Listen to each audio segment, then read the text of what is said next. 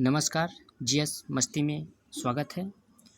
आज मैं वैश्विक ऊष्मन यानी ग्लोबल वार्मिंग के बारे में बात करेंगे कि ग्लोबल वार्मिंग होता क्या है। वैश्विक ऊष्मन ग्लोबल वार्मिंग है क्या, तो इसके बारे में हम देखते हैं कि पृथ्वी के वायुमंडल के औसत तापमान में क्रमशः वृद्धि को वैश्विक ऊष्मन कहा जाता है। यानी पृथ्वी के वायुमंडल के औसत तापमान में क्रमशः वृद्धि को ही वैश्विक ऊष्मन कहा जाता है। इसका कारण पृथ्वी सतह पर जो पड़ने वाली सूर्य की किरणों की मात्रा में वृद्धि है, जो कि यह वायुमंडल में फंस जाती है तथा वापस वह अंतरिक्ष में विकसित नहीं होती। ये किस कारण फैलती, कौन सी गैसें फैलाती हैं, आगे भी आएगा तो हम वहाँ पर डिस्क्राइब करेंगे इसको। फिर है कि ये किरणें कुछ विशेष गैसों द्वारा रोक ली जाती हैं। इन गैसों को ग्रीन हाउस गैसें कहते हैं। इनमें शामिल जैसे कार्बन डाइऑक्साइड, जलवाष्प, मीथेन, ओजोन, नाइट्रस ऑक्साइड इत्यादि। जैसे होता है क्या कि ये हमारा अर्थ है। अगर यदि हम यहाँ पर जलवाष्प, मीथेन और कार्बन डाइऑक्साइड अधिक उत्सर्जित होती है तो ये सूर्य की किरणों को ऊपर जाने से रोकती है। रोकने से तापमान बढ़ता है वायुमंडल का, इसे ही वैश्विक ऊष्मन कहा जाता है। हरित गृह गैस क्या होता है? हरित गृह गैस कैसे उत्पन्न होती है? तो हरित गैसों की उत्पत्ति मानवीय क्रियाओं से ही होती है, जिसमें प्रमुख क्रियाएं हैं जीवाश्म ईंधन जैसे कि कोयला और पेट्रोलियम का दहन के कारण होती है। वर्षा वनों की कटाई के कारण होती है। जंतु मल पदार्थों का उत्सर्जन के कारण होती है। क्या हरित गृह गैसें हानिकारक हैं? नहीं। हरित गृह गैसों के बिना पृथ्वी बहुत ठंडी होती है और यह जीवन संभव नहीं होता। पृथ्वी पर जीवन को संभव बनाने के लिए यह सबसे महत्वपूर्ण कारक था, लेकिन आजकल सूर्य का बहुत अधिक प्रकाश इन गैसों के द्वारा रोका जा रहा है। वैश्विक ऊष्मन पर प्रभाव। हरित गृह गैसों द्वारा बहुत अधिक ऊष्मा के रोके जाने के कारण पृथ्वी की सतह का औसत तापमान प्रारंभिक दशकों की तुलना में बड़ी तीव्र दर से बढ़ रही है। तापमान में इस वृद्धि के कारण जलवायु में परिवर्तन हो रहा है ना। तापमान में वृद्धि के कारण जलवायु में परिवर्तन हो रहा है।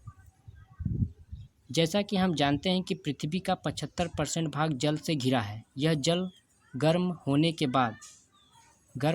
बाद वाष्पीकृत होकर बादल बन जाता है। फिर यह जल वर्षा के रूप में पृथ्वी पर गिरता है और नदियों में बाढ़ का कारण बनता है। वायुमंडल के गर्म होने से ग्लेशियर और हिम पर्वत, ध्रुवीय प्रदेश और बर्फ की बहुत बड़ी चादर अंटार्कटिका से पिघलकर समुद्र जल स्तर में वृद्धि कर रही है।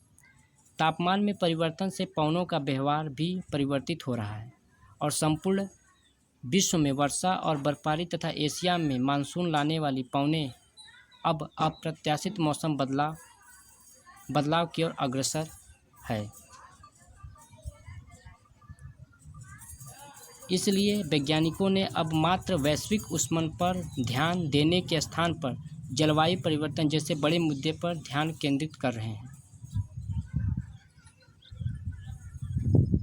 विश्व द्वारा उठाए गए कदम। वैश्विक तापमान स्तर में गिरावट लाकर वैश्विक ऊष्मन की गति को धीमी करने के लिए विश्व ने कई महत्वपूर्ण पहलों की शुरुआत की।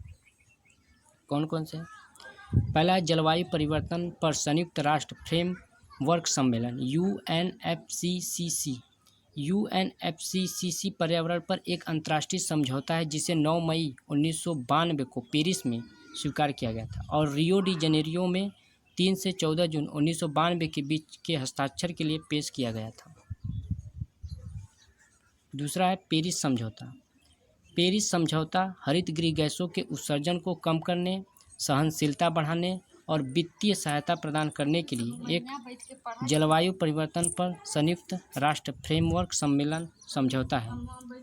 जिस पर 2016 में हस्ताक्षर किए गए थे। पेरिस समझौते को 2015 में स्वीकार किया गया था,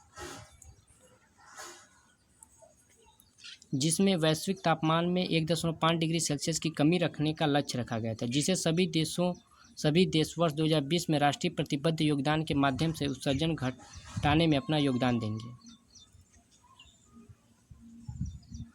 भारत द्वारा किए गए प्रयास। भारत एक विकासशील देश है और अपने सकल घरेलू उत्पाद जीडीपी में वृद्धि करने के लिए यह ऊर्जा के लिए परंपरागत स्रोतों पर निर्भर है।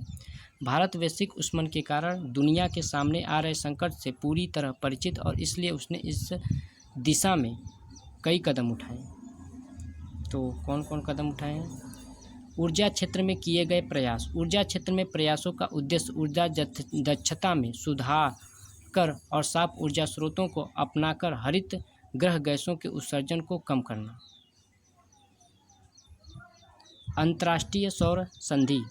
भारत द्वारा प्रस्तावित अंतर्राष्ट्रीय सौर संधि 122 से अधिक देशों का एक संगठन है, जिसमें अधिकांश देश आंशिक अथवा पूर्ण रूप से कर्क रेखा और मकर रेखा के बीच स्थित हैं और पर्याप्त मात्रा में सूर्य का प्रकाश प्राप्त करते हैं। अब सभी संयुक्त राष्ट्र सदस्यों के लिए इस संगठन के दरवाजे खोल दिए गए। संगठन का मुख्य उद्देश्य सौर ऊर्जा के प्रभावी प्रयोग की दिशा में काम करना और जीवाश्म ईंधन पर निर्भरता को कम करना। फिर है प्रधानमंत्री उज्ज्वल योजना। 24 करोड़ घरों में 10 करोड़ घर